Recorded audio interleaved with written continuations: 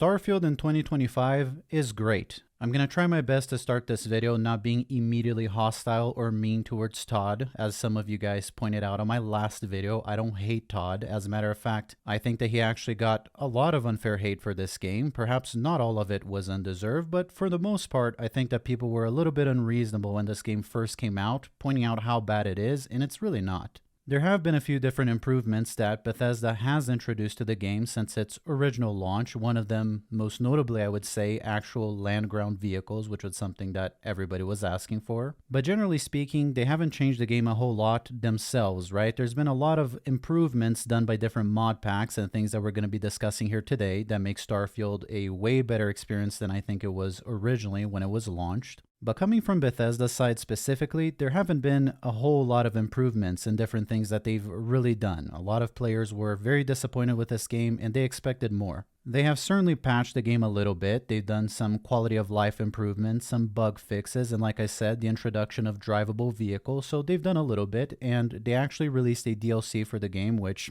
kind of flopped, if I'm being honest. Generally speaking, the prevailing sentiment towards Starfield since its release has been that it's been lacking or it fell short from expectations. That's the general consensus of the internet, which I don't really agree. I've talked about this in another video maybe a year ago or so I'm not going to dwell on it too much because most people are aware of this. When Starfield was originally announced, there was a lot of hype behind the game, and I think that a lot of the expectations were honestly pretty unrealistic. And maybe that's why I was never disappointed with the game, because it pretty much met my expectations, and there were a lot of things like the shipbuilding that I never thought were going to be as good as they are, and they turned out to be pretty darn good. Now, to be fair, this game certainly suffers from a lot of Bethesda-isms, right? A lot of loading screens, a lot of uninteresting areas, an engine that feels outdated, and generally speaking, it doesn't look next-gen, quote-unquote.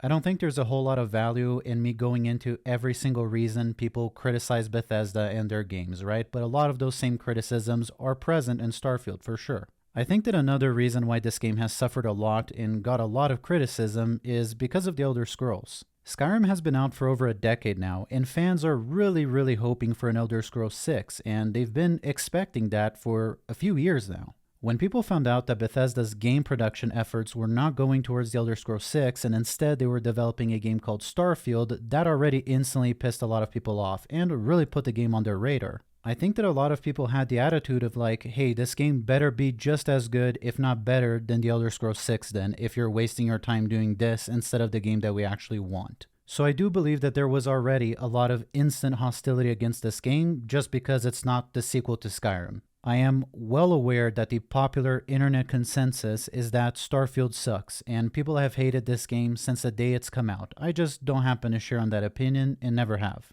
Especially when we're discussing the game in the current year, which is the subject of this video, because there have been a lot of changes and the modders got to work. This was one of the criticisms that I had on the last mod pack that I reviewed for a Bethesda game. We did a review for Lorem and I brought this up also. It's the fact that a lot of Bethesda games seem to come out incomplete or missing features that you would expect a game from the current year to have type of thing. A lot of people were just saying I was hating on Todd and hating on Bethesda because I brought this up, but I think it's true. Bethesda does rely a lot on modders to make their game actually a lot better or good. Now, with all that said, let's actually get into the video here and let's talk about the state of Starfield in 2025 and why is it great. And this is because of a couple of mods, one of them being a pack and one of them being a standalone. So let's start with the big one here, which is the Constellation mod pack by V2. This is a incredible and very easy to install mod pack that makes the game better in many different areas. Most of the changes that this mod makes are more to do with quality of life improvements and graphical improvements. I wouldn't say that this pack completely changes or overhauls the core gameplay experience. That's not really what it's trying to do. The other standalone mod that we're going to be discussing after this does do more of that than this mod pack actually does. Even though this pack is around 200 mods compared to the other one, which is just one mod. They function differently, they have different objectives. All of the gameplay that you see in this video is using their mod pack and their 2K textures. They actually have 4K textures now, but I'm using the 2K ones. Some of the other major things that Constellation focuses on are quality of life improvements and animation improvements also. There are so many different things that it does and so many things that I'm probably going to forget to mention because again, it's over 200 mods and a lot of them are very minor details. They're small. But it does many things like fixing bugs. It also gives your spaceship car keys, for lack of a better word. It lets you control it remotely and lock it and open it. It allows you to have better control over your companions by making them not stand as close to you, or only engaging in combat once you do, or being able to edit their skills, edit their appearance. It reworks and changes the HUD, the UI, the map. It makes everything look a lot cleaner and a lot nicer. It also makes some changes to the combat and to the weapons of the game, and it tries to rebalance things a little bit and improve on them. It changes several different animations, what your character looks like when they're sprinting and carrying a weapon, for example. Different little things that make the game overall look a lot better and play a lot better. Also on the same note, if we're talking about the combat, it changes and improves your gravity wave power, for example. So it makes a lot of these different changes that I could sit here forever and tell you. It changes body textures, it gives you a little bit more control over your ships and different things regarding transportation that you can now do. Like I had said before, the mod really focuses on graphical improvements, quality of life improvements, and small tweaks and different things like that to the game. I wouldn't say that it completely changes and overhauls the combat like something like Requiem does for Skyrim. I think that's how you pronounce it. That completely changes everything about the combat. Like it basically makes Skyrim look like a modern MMO or something, or like Genshin. This doesn't really do that. For the full list of every single little thing that it changes, all the things that it improves on, and every single little tweak, I'm going to leave the link here for the mod page. You can check that out and you can read every single one of those things. Again, although this mod pack is not as huge as something like, say, Lorem for Skyrim, which is like 3,000 mods or something crazy like that, it's 200, it's still quite a few. It's still over 200 mods, and if I sit here and list every single one of the changes, we're going to be done by tomorrow, so let's move on. The gist of it is that it makes the game look and play a lot better and a lot smoother. And what's very nice about it is that it's very well optimized. The entire time that I've been playing with this mod pack, I didn't have one single crash. And not only that, it actually does very well with compatibility with other mods also. I'm running a ton of other mods on top of this mod pack, and I haven't had a single conflict or problem the entire time. It doesn't crash your game, it runs very smoothly, and it works very well with other mods that you can feel free to add on top of this one. As a matter of fact, the creators of this mod even have a Star Wars overhaul that you can run along on top of this mod also. I'm not really using that on this video because it's not my thing. I like Star Wars just fine, but I like the aesthetic of Starfield. I didn't feel like turning Starfield into Star Wars. It's just not in my interest. I very much love the aesthetic of Starfield. I like the way it plays. I like the way it looks. I just didn't want to turn my game into Star Wars, but if you're into it, it's an option. Actually, a lot of the mods to do with Starfield right now really focus on turning it into Star Wars. There's probably a couple different reasons for this. Number one being that the entire theme of Starfield fits very well in the Star Wars universe, right? So it just makes sense. If I had to guess another reason for this, I would say that it might have something to do with how bad Star Wars Outlaws ended up turning out. A lot of people, myself included, were really hoping that that game was actually good. A lot of us want to see an open world Star Wars game, especially one that you can play as a bounty hunter. Wouldn't it be cool to be able to play a modern Star Wars game where you get to basically be Jango Fett or Boba Fett and roam the galaxy and steal ships and basically be a bounty hunter? Well, I guess a lot of people got tired of waiting and they turned Starfield into exactly that. They basically used it as a game engine, which seems to be what a lot of people use Bethesda games as. I didn't really feel like turning my Starfield game into a Star Wars game, and number two, I think it kind of defeats the purpose of the video. This video is supposed to show you the current state of Starfield, not the current state of Star Wars Starfield, so I think that that deserves its own separate video if we're ever going to review it. Now let's move on to the next mod, which makes Starfield a lot better, a lot more immersive, and much more challenging. I've been a big fan of this mod for about a year now. You would think that for the amount of different things that this mod does and changes that it would be a mod pack, but it's not. It's a standalone mod called Starfield. I've been talking about this mod for about a year now, and it definitely still belongs on this video because it is still single-handedly the best mod available for Starfield out there. And although since the last time I talked about this mod, not a lot has changed, some things have changed and some things have been improved. And with that said, the reason this mod is on this video also is because it's completely compatible with the previously mentioned mod pack Constellation. They work together flawlessly. So for those of you that are not aware, although the name kind of implies what it does, Starfield is a survival mod for Starfield, but it doesn't just affect the survival per se. In my opinion, Starvival is much more of a core gameplay overhaul than the Constellation mod pack. It alone is more of an overhaul than 200 mods together. And that is because it's really not trying to make the game look better or add quote-unquote quality of life improvements to the game. As a matter of fact, it's probably doing the exact opposite. It's making the game a lot more challenging. Starvival doesn't just make the game harder, it also makes it a lot more immersive, and it changes the economy in a way that makes it a lot more functional and a lot more enjoyable and adds longevity to your game. So what exactly does this mod do? Because it does a little bit more than just the name implies. It makes it so the player has to do things like eat, drink, sleep, and stay healthy, honestly, because there's different diseases and afflictions that your character might acquire from different planets or getting hurt. You might end up getting an infection from getting shot. You might end up getting poisoned from being on a hostile planet or something like that. So it adds all that survival stuff to the game.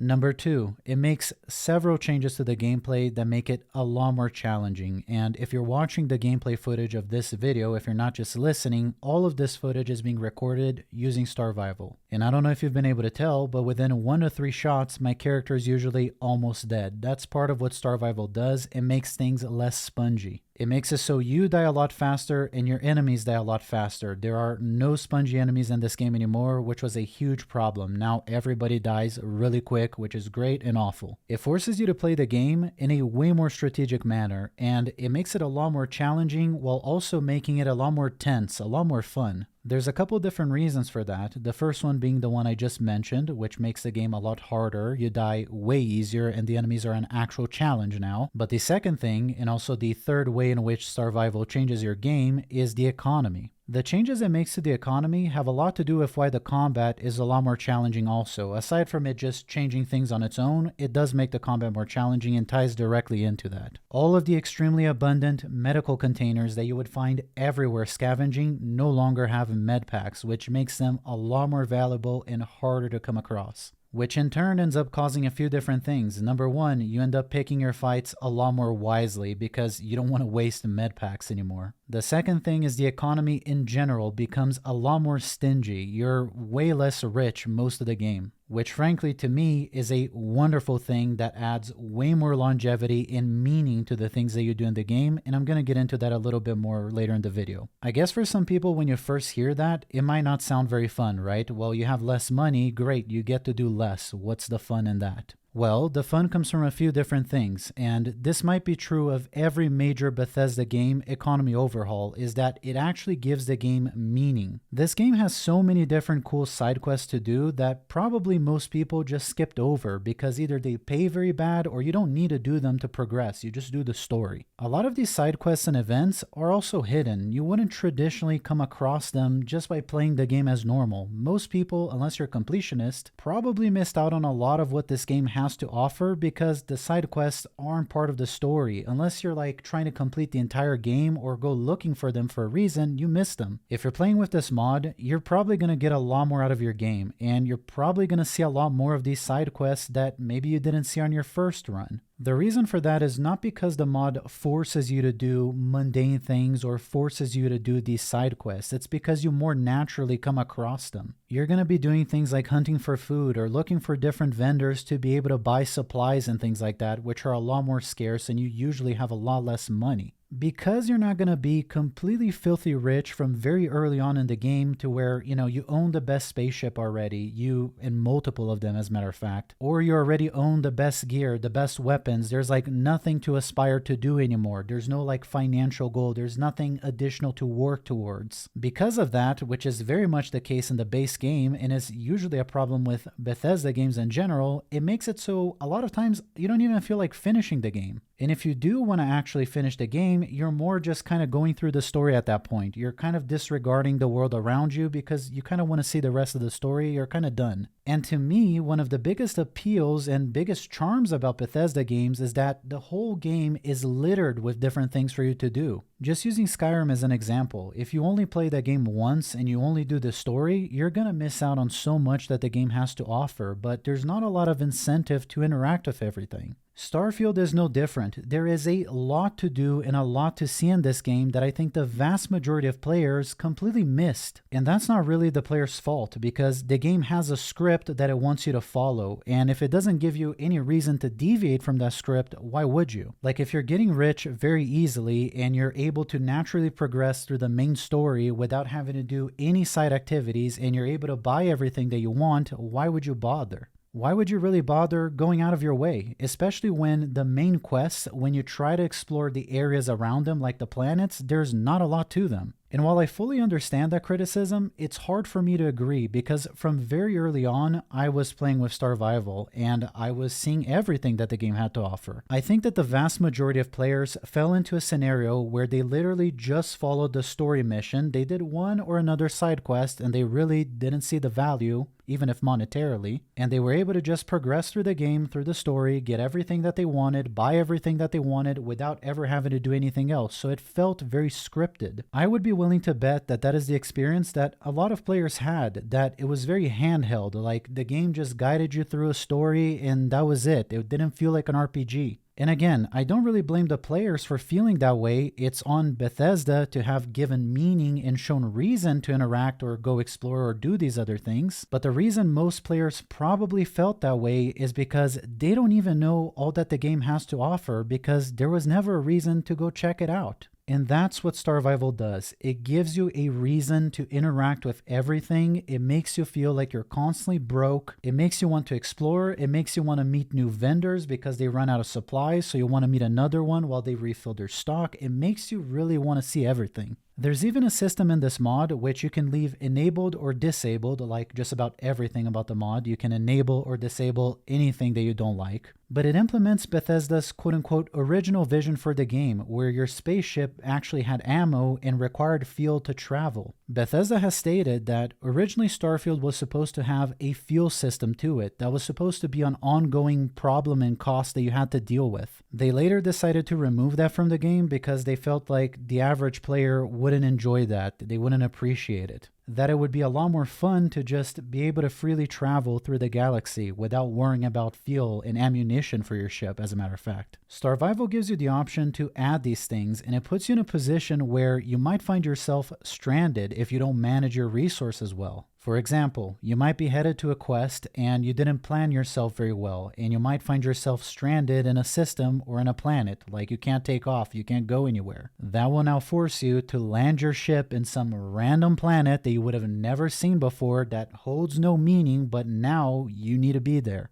Why do you need to be there? Because you need money. You need to look for quests. You got to find work. You got to do something to be able to buy fuel to be able to get off of this system, and now you're stuck. That alone will force you to interact with so many different side quests and planets and people that you didn't even know were in the game, but Bethesda put them there, they just didn't give it meaning. Maybe that is the original reason why they were there in the first place. It's just that they removed the system and they became meaningless because they gave the player the power to just go wherever. Also, things like ammo. If your ship runs out of ammo and you get ambushed by like the Crimson Fleet or something like that, well, great. Now you can't run away. You have no ammo. You can't fight. And if you like that type of stuff and you want to give your game continuity, so to speak, there are mods that you can add where instead of dying, you respawn somewhere else with half your money. Kind of like alternate death for Skyrim. So when you die, you lose some money. It's not like you just reload or get stuck. It just adds a penalty and, you go somewhere else. I think adding that is cool because then you don't get stranded somewhere. Like if you don't have any ammo and you get ambushed and you die, you don't just reload and it's the same interaction. You're basically going to die and respawn in New Atlantis or something like that. And you're going to lose some of your money because you got looted. So there's a penalty for dying, but it gives it continuation. I love that stuff. Now, what I will say about that is that the fuel and ammo system for the ship makes the game a lot more logistically challenging, and not a lot of people are into that. I'm very much into that, but a lot of people are not, which is completely fine. Like I said before, this is something that you can enable or disable. All of these different survival features or hardcore features you can enable and disable. None of these mods force you to play the game a certain way. All of them have built-in tools to where you can change it to your liking. Every single little detail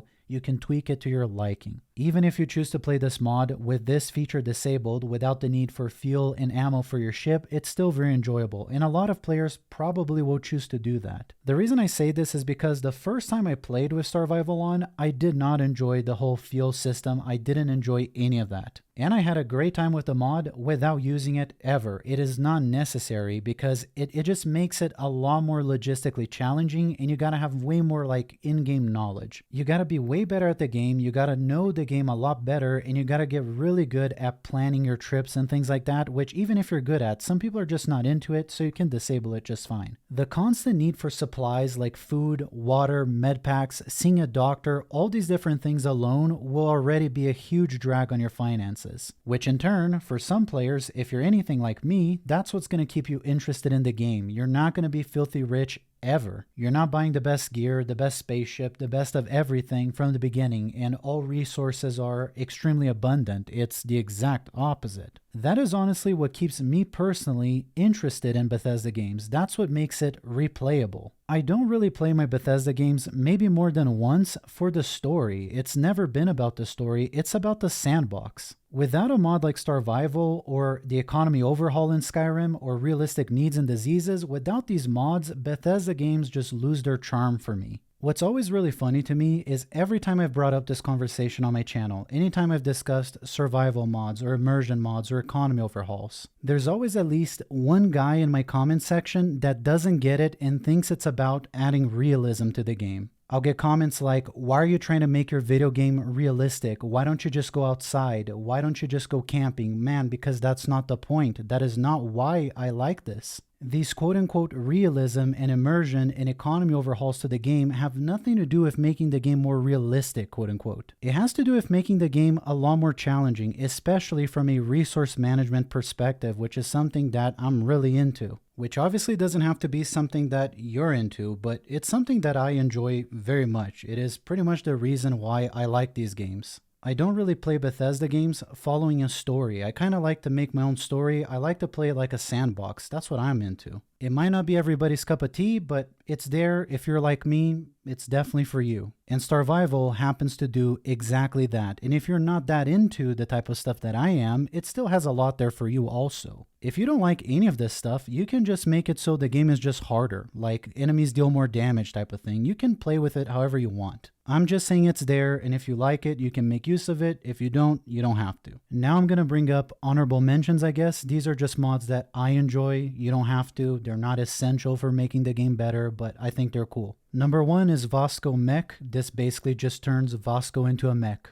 I'm really into mechs. I think he looks way cooler. I unreasonably geek out over anything that's mech related, so for obvious reasons, that's on the list. And if you would also like, there's a mod called Mech Enemies, which adds mechs as enemies that are very powerful into the game as well. If you're into that, it's a cool mod. Another mod that I really like is the Crimson Dilemma, which basically is an appearance or texture or mesh overhaul for the Crimson Fleet. It basically just changes their color. I personally don't really like that the Crimson Fleet is all red. I don't like the look. I wish they were more like black and white, skull and bones. That's what this mod does. Another mod that I really like, because I'm a big fan of M16s and AR-15s and whatnot, is the M16 AA99 Replace. All that this mod does is it replaces the textures for the AA99 for an M16. I think it looks awesome. Another mod that I like is the Old World 50 cal Barrett M82. This is yet another, like, it's just flavor. I like the way it looks. At this point, most of the mods that I'm going to recommend to you are just that. They're flavor. They're not essential for making the game quote unquote better. I just like them. I think this is a good point to end the video because I already covered all the core mods that I think really make the game shine and make it a lot better. I could probably recommend you another 50 mods, but they're really just flavor. They don't make the game quote unquote better. They're just to my liking. If you want to check out any of the mods that I mentioned in this video, don't forget to check the description below. I'm going to try to link every single one of them so you can check it out. If you stuck with me till the very end here and you did enjoy this video, don't forget to leave me a like, maybe subscribe, and I hope you have a great weekend. Thanks for your time.